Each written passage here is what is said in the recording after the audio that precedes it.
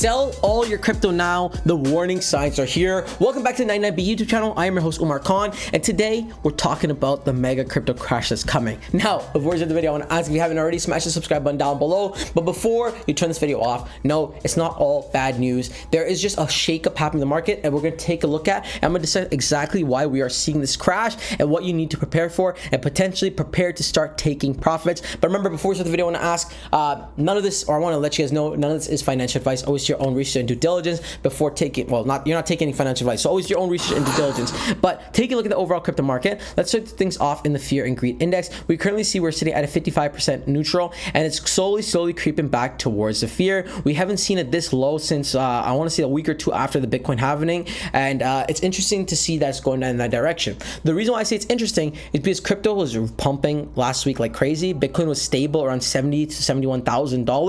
Ethereum was almost at $4,000. Everything was pumping. BNB at 600. I think Solana was touching 150, 160. So it was all pumping, and now the crash is coming. And let's talk about a couple reasons why this is happening. First of all, we're down 1% on the day. To the volume, we're up about 1%. Bitcoin down 4% on the week. Ethereum down 6% on the week. BNB down 11% on the week. And we see Solana down about 12% on the week as well. Some of the major cryptos in the space. Now, let's go straight into some of the news. So we could see when we look at crypto news, right? We see crypto breakthrough. Bill could see Bitcoin, Ethereum, and BlockDAG networks price skyrockets very soon. Okay, great. So we're seeing some bullish news, right?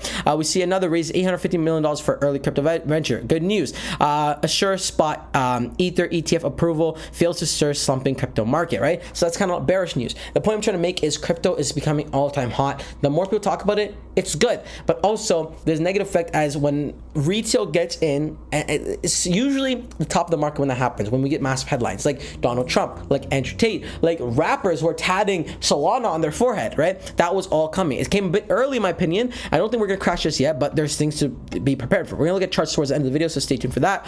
Now, when we look at the crypto ETFs, right?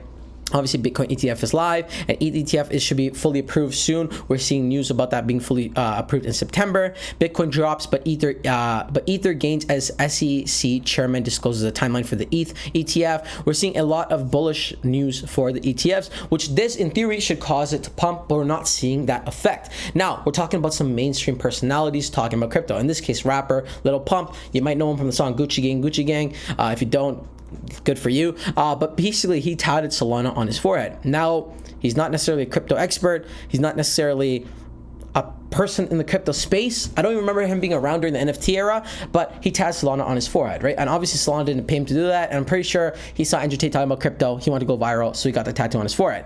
This is good and bad. Obviously good for awareness, more people loading up in crypto, but also bad because usually when this starts happening, we're at the peak of the bubble, right? And I don't want to say we're at the peak of the bubble right now, but the fact that this is happening, we're getting very close, right? Then we also see Donald Trump, right, who keeps advocating that he's a crypto president. 2 days ago, Donald Trump says remaining Bitcoin must be made in the US. We're talking Donald Trump, all Bitcoin miners should be in the US.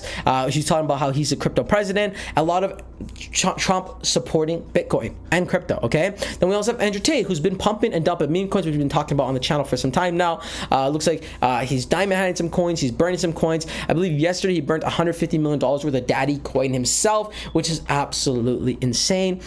Now, that was some of the negatives. I do want to shine some light on the positive because there are some positives in the situation, okay? So first of all, there's this chart we were looking at earlier. This is kind of where we're sitting right now, in the bear trap, right? After the first sentiment extreme, which we saw Bitcoin pump at 72, 73K, breaking all-time highs, and then now we're seeing a pullback about 6 to 10%, and this is a bear trap where people start selling, right? And then a renewed optimism, FOMO, euphoria, and then a crash, right? Someone in the comments just say we're still in the shakeout. Now, it's possible, but in my personal opinion, I think the bear trap is exactly where we're at. We're getting very close to euphoria, and more of these internet personalities talking about crypto means we're basically, I want to say we're very close to FOMO, right? The only thing is, the reason why we're not FOMO is like the textbook patterns are not repeating itself. We're not seeing crazy pumping. We are seeing a bit of dumping going on. So I want to say we are in the bear trap, which could be interesting to say the least. There's more crypto news. We see just in, SEC chairman tells Senate that Ethereum ETFs will likely be approved in the summer, which is good. That should cause a pump for Ethereum.